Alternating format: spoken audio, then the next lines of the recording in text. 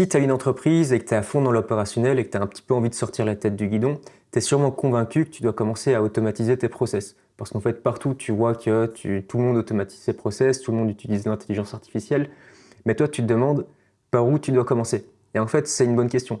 Parce qu'en fait, il y en a beaucoup qui vont se lancer comme ça un petit peu la tête la première et tout simplement, ils vont faire une erreur d'analyse, ils vont se lancer dans un projet qui était trop complexe, dans un projet qui ne peut pas se faire ou qui va demander trop de temps et ça va leur coûter de l'argent, du temps et tout simplement, ils vont te décourager pour les prochains projets d'automatisation. Ici, j'ai développé un framework que je vais te dévoiler entièrement. Vraiment, j'ai tout mis sur papier. Et c'est quelque chose que j'ai développé au fur et à mesure que j'ai travaillé sur des projets avec des clients. Et donc c'est vraiment le résultat de réussites, mais aussi d'échecs justement qui m'ont fait apprendre et qui m'ont fait mettre sur papier justement cette méthode-là qui permet d'approuver une idée ou justement de la désapprouver. Et donc si tu suis toutes les étapes ici du framework que je vais te partager, en fait tu vas avoir une idée claire du retour sur investissement que tu peux espérer, de la faisabilité du projet et de l'impact que ça peut avoir sur ton activité. Donc ça, tu le répètes pour tous les process et tout va bien se passer pour toi. La phase 1, c'est tout simplement le recensement des processus. Alors parfois, on n'a pas une idée très claire des processus qu'on a en interne.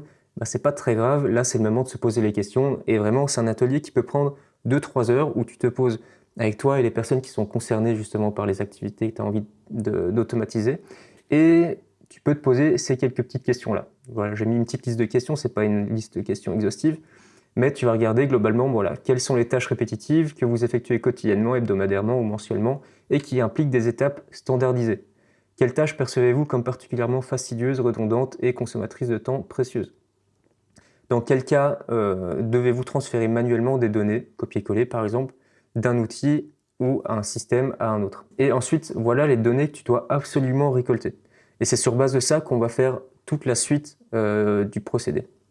Donc, tu vas récolter, tu vas déjà donner un nom au processus, tu vas regarder combien de fois tu le fais, le temps que ça te prend, le nombre de personnes impliquées, et tu vas aussi essayer de répertorier tous les outils que tu utilises.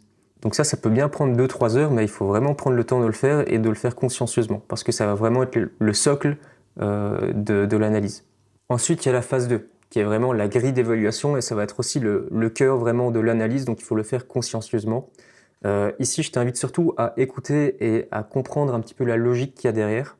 Comme tu le vois, je l'ai divisé en 3 blocs distincts qui sont pondérés de façon différente. Ça, on le verra sur la phase 3, qui est la phase de calcul. Et j'ai fait un outil pour vous simplifier la vie. Donc vraiment ici, concentrez-vous sur la logique et la compréhension du scoring.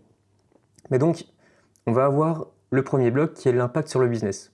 Et l'idée, ça va être de mettre une note par sous-bloc. Donc par exemple ici, on a le volume horaire économisé. Donc là, c'est un petit peu l'idée de combien de temps vous allez pouvoir économiser. Le calcul, il est assez simple, c'est le temps que ça vous prend, fois le nombre, fois les répétitions, fois le nombre de personnes qui sont impliquées dans le process. Et de là, vous estimez. Donc vous mettez une note de 1 à 5. Ensuite, il y a l'impact des erreurs. Par exemple, quand quelqu'un se trompe sur une tâche, qu'est-ce qui se passe? Est-ce que c'est grave, donc que ça peut engendrer des pertes financières? Est-ce que ça se répercute directement sur le client ou est-ce que ça va juste vous demander une petite correction qui va quand même vous gâcher une petite vingtaine de minutes ou autre? Bref, vous faites pareil, vous faites un petit scoring et s'il n'y a pas d'erreur, et ben vous mettez 1. Ensuite, il y a le bloc de la valeur ajoutée qui va être libéré. Donc vous automatisez une tâche, vous libérez du temps peut-être d'un expert, et bien l'expert il va pouvoir peut-être retravailler sur des sujets qui sont peut-être un peu plus stratégiques et où on a vraiment besoin de son expertise. Donc là, littéralement, vous mettez 5. Maintenant, s'il n'y a aucun impact, si le temps que vous allez gagner, vous n'allez pas l'investir dans une tâche qui est utile, bon bah là, vous mettez 1. Ensuite, vous avez le 4e bloc qui est l'impact sur l'expérience du client. Donc par exemple, vous automatisez quelque chose qui est lié au support client ou alors au SAV. Bref, l'impact il va être direct sur l'utilisateur, sur le client. Et donc, vous allez peut-être augmenter votre réactivité, vous allez peut-être améliorer la qualité du support, bref, vous allez tout simplement améliorer la valeur perçue de vos services. Ben là, vous pouvez mettre 5. Maintenant, s'il n'y a aucun impact ou alors c'est vraiment presque inexistant, bon là, vous mettez 1. Ensuite, on arrive sur la faisabilité technique. Donc la faisabilité technique, ça va commencer par la disponibilité des connecteurs et API. Pour faire très simple, l'API c'est l'intermédiaire entre deux logiciels, c'est ce qui fait que deux logiciels vont pouvoir se parler. Par exemple, vous avez une application qui donne la météo, eh bien elle récupère sûrement les datas de la météo de l'API Météo France. J'en sais rien, je dis n'importe quoi, mais vous avez l'idée, c'est vraiment la connexion que vous pouvez faire entre deux logiciels. Donc par exemple, vous utilisez des outils comme la suite Microsoft ou vous utilisez du Google, bon bah là, à ce moment-là, vous n'avez pas trop de soucis à vous faire. Vous pouvez le connecter à n'importe quoi. Maintenant, imaginons que vous utilisez un logiciel métier, vous êtes une agence immobilière et vous avez un CRM qui est bien dédié, qui est fait spécifiquement pour la profession, mais les intégrations, bon, elles sont pas tip-top. Bon bah là, littéralement, le score il baisse. Et puis ensuite, si vous bossez avec des outils fermés, bon bah là, ça sent pas bon quoi. Mais bref, là, vous devez directement aller dans la documentation de vos outils. Maintenant, si vous êtes sur des outils qui sont vraiment hyper connus, hyper standardisés, a priori, il n'y aura pas trop de soucis à ce niveau-là. Donc pour cette étape-là, en fait, soit vous avez quelqu'un en interne qui est capable de faire ces analyses-là, soit vous plongez dans la documentation technique, soit vous pouvez faire appel à moi, c'est quelque chose qui fait partie du coup de mon service aussi. Ensuite, le second point, c'est la complexité de la logique. Vous pouvez avoir différents types d'automatisation. Je vais par exemple prendre celui qui est sur le point 5, un processus linéaire. Ça veut dire par exemple, vous recevez un mail, boum, il faut l'archiver. Voilà, c'est un processus simple, il y a une entrée puis il y a une sortie. Maintenant, sur le point 1 par exemple, ce serait, il y a une entrée, mais par contre, il y a 20 exceptions à prendre en compte. Bon bah là, directement, ça complexifie un petit peu la chose et vous mettez un point. Vous avez ensuite la stabilité du processus. Donc, est-ce que c'est un processus qui est en place depuis longtemps, que vous connaissez, qui est rodé, vous connaissez toutes les petites exceptions parce que vous l'avez expérimenté et tout simplement votre activité, elle tourne déjà plus ou moins avec ce processus-là. Bon bah là, c'est très bon signe parce que ça va aller très vite, enfin en tout cas, ça va accélérer le développement. Maintenant, si vous êtes en train de créer un processus, bon bah là directement, vous n'avez rien testé, vous allez sûrement rencontrer encore des petites exceptions, des ajustements, ça va faire des petits allers-retours durant le développement. Voilà, c'est moins bon. Et donc là, on arrive au troisième bloc qui est la facilité de mise en œuvre. Donc en fait, ça se décompose en trois blocs, mais le premier bloc, c'est vraiment le temps de développement estimé. Et en fait, là, ça va directement impacter, si vous voulez, le ROI qu'on va estimer juste après. Voilà, ça c'est soit vous demandez de nouveau l'avis d'un expert, là je peux de nouveau vous aider à ce sujet-là, soit vous avez en interne quelqu'un qui est chaud pour apprendre à automatiser ses process, enfin vos process, soit vous essayez vous-même avec la courbe de progression qui va avec, mais à ce moment-là, vous devez déterminer combien vaut votre heure et puis combien de temps vous êtes prêt à investir dedans. Donc ça va dépendre. Ça va dépendre de vous, ça va dépendre du prestataire, ça va dépendre de beaucoup de choses. Ensuite, tu as le niveau d'accès et de permission. Donc ça, c'est très simple, tu vas devoir regarder les barrières administratives que tu as. Tu bosses dans une grosse entreprise où tu as plusieurs départements, où tu as plusieurs couches hiérarchiques. Bon, tu vas pas pouvoir automatiser aussi simplement. Peut-être qu'il y a des règlements en interne, peut-être tout simplement que tu n'as pas le compte admin qui te permet d'avoir accès à toutes les autorisations des logiciels que tu aimerais automatiser. Bon, à ce moment-là, tu mets 1 ou 2. Maintenant, si tu as tous les accès, tu mets 5. Et ensuite, le dernier point, c'est le besoin de validation humaine. Donc, c'est savoir, est-ce que l'automatisation, on lui fait confiance à 100%? Est-ce qu'il y a une petite validation post-action? Est-ce qu'il y a une validation avant action sur exception uniquement? Enfin bref, tu as compris l'idée, c'est est-ce que l'automatisation, elle peut tourner sans toi, ou alors est-ce qu'il y a un besoin peut-être de contrôle tous les X temps? Ça, c'est à toi de déterminer aussi. À chaque fois, de toute façon, j'ai mis une petite description à côté, donc ça te donne directement une idée. Ensuite, on arrive à la phase 3, qui est la phase finalement la plus importante. Ça va être le calcul du scoring et ça va être déterminer si oui ou non le process que tu veux automatiser, c'est un quick win ou tout simplement s'il faut le laisser tomber et que ça vaut absolument pas le coup de se plonger dans ce projet-là. Alors, je vous ai créé un petit outil que je vous mets à disposition, donc il suffit de m'envoyer un petit DM sur Insta et je vous l'envoie directement. Donc voici l'outil que je t'ai préparé. Alors pourquoi je l'ai préparé? Tout simplement parce que ça va t'aider à faire le scoring. Et pourquoi ça va t'aider? Parce que, comme je te l'ai dit, il y a 3 blocs, donc l'impact sur le business, la faisabilité technique et la facilité de mise en œuvre. Sauf que les 3 ne sont pas pondérés de la même manière. L'impact sur le business, ça a forcément plus de poids que la facilité de mise en œuvre. Donc ici, c'est vraiment pour te faciliter ce calcul-là, quoi. Alors, commencer l'évaluation, tu mets le nom du process, donc création de devis, et tu choisis ton secteur d'activité, et on y va. Moi, j'estime que je peux gagner entre 10 et 20 heures par mois avec la création de devis. L'impact des erreurs, bon, bah, s'il y a une erreur de devis, c'est pas cool, petite perte financière. La valeur ajoutée libérée, donc tu libères du temps acquis, et qu'est-ce qu'il peut faire avec ce temps-là? J'estime que oui. Ensuite, l'impact sur l'expérience du client et de l'utilisateur. Bah, si tu crées des devis plus rapidement, tu vas augmenter ta réactivité, tu vas augmenter la valeur perçue de ton service, et globalement, c'est plutôt un impact direct et significatif. Disponibilité des connecteurs et API, donc là c'est dans la faisabilité technique. Alors j'ai conscience que c'est pas forcément le plus simple et que tout le monde ne sait pas forcément le faire. Donc ici j'ai rajouté un petit bouton qui renvoie directement vers mon agenda. Donc n'hésitez pas à prendre un petit rendez-vous. Et moi je vais mettre 5. Ici pour la complexité de la logique je vais mettre 4. La stabilité du processus 5. Le temps de développement je vais mettre entre 1 et 3, hein, pas plus. Le niveau d'accès, j'ai tous les accès. Besoin d'une validation humaine, je pense qu'une fois que l'automatisation sera faite, bah, par exemple, je vais vouloir voir les devis qui ont été générés avant de les envoyer. Et puis une fois que j'aurai confiance dans le système, bon, bah, à ce moment-là, on pourra même passer sur du 5, mais pour l'instant, on va rester sur 4. Et donc là, tu vas calculer le ROI. Donc soit bah, tu calcules en interne combien ça te coûte, ou toi-même combien ça te coûte en termes d'heures et de temps, et aussi bah, ça te coûte en opportunité, parce que le temps que tu passerais là-dessus ou que ton employé passerait là-dessus, bah, c'est du temps qui passe pas sur autre chose.